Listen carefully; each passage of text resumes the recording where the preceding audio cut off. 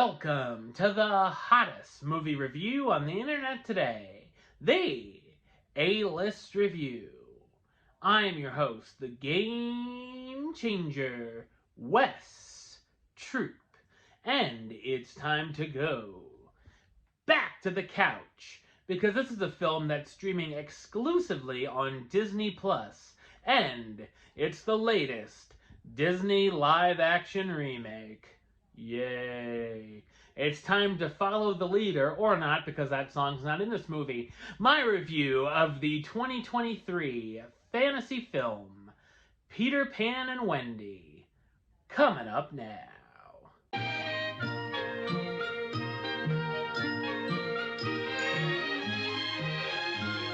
In London, Wendy Darling doesn't want to go off to boarding school the next day, set to leave her brothers, John and Michael, and tells her mother that she doesn't want to grow up.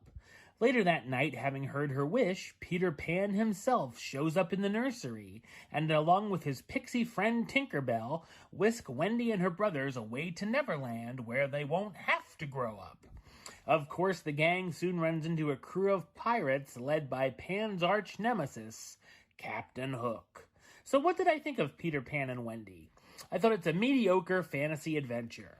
It's based on the 1904 play Peter and Wendy by J.M. Barrie and the animated 1953 Disney's Peter Pan. This latest version is directed by David Lowery, who's best known for directing films such as another Disney remake, Pete's Dragon, A Ghost Story, and The Green Knight.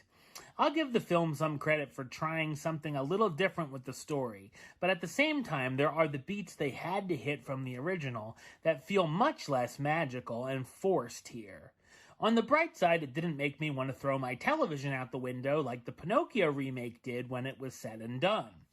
There are some interesting visuals here and there, and I like the look of the crocodile, but I felt Neverland itself looked pretty vacant and bland. There's a lot of style over substance, and it's substance we know very well already. The action sequences feel very generic and do nothing to really stand out from anything we've seen in other Pan films. It also feels a little silly in live action seeing grown men pirates at that get beaten up by children in sword fights or combat.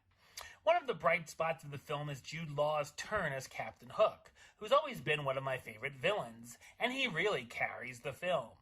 I enjoyed what they did with his backstory for the most part, as well as the back and forth he has with Wendy in a certain scene. Tiger Lily is given a bit more to do, too, and she's a bit more likable here as well. Tinkerbell, however, I enjoyed more as the jealous best friend who had a crush on Peter and always laughed at Wendy's misfortunes. Here she barely gets anything to do or any characterization at all. She just makes cringeworthy reaction shots to the camera. One of my biggest problems, though, was that I did not like Peter Pan himself here, as he's basically just a dick. I'm not ashamed to say I was hoping Hook would do him in for good. There are times where much of the material gets boring, and I actually almost fell asleep a handful of times.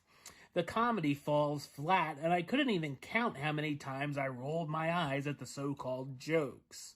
The music was disappointing as well, as we get a brisk instrumental version of You Can Fly, You Can Fly, You Can Fly, and a dull lullaby that could certainly work on the audience. The cast stars Jude Law as Captain Hook, the leader of the pirates looking for revenge on Peter for cutting off his hand, Alexander Maloney as Peter Pan, the young boy who can fly and won't grow up, Ever Anderson as Wendy Darling, the girl who doesn't want to go to boarding school and goes to Neverland instead, Jim Gaffigan as Mr. Smee, Hook's bumbling first mate, Yara Shahidi as Tinkerbell, Peter's pixie best friend, and Alyssa Wapanathank as Tiger Lily, the princess of the Native American tribe living in Neverland. Peter Pan and Wendy is yet another unnecessary Disney remake that needed a lot more pixie dust. Number-wise, I'm going to give it a 4 out of 10, which gives it the A-list rating of meh. It's okay. Alright, well, that's the show. I'll be back with another review very soon. But until then, don't forget to subscribe right here on YouTube. youtube.com/westside of 515. Like the show on Facebook, facebook.com/westdrewplaylist. And of course, you can follow me on the Twitter, Instagram, and Letterboxd @WestAlist. Until next time, Troop out.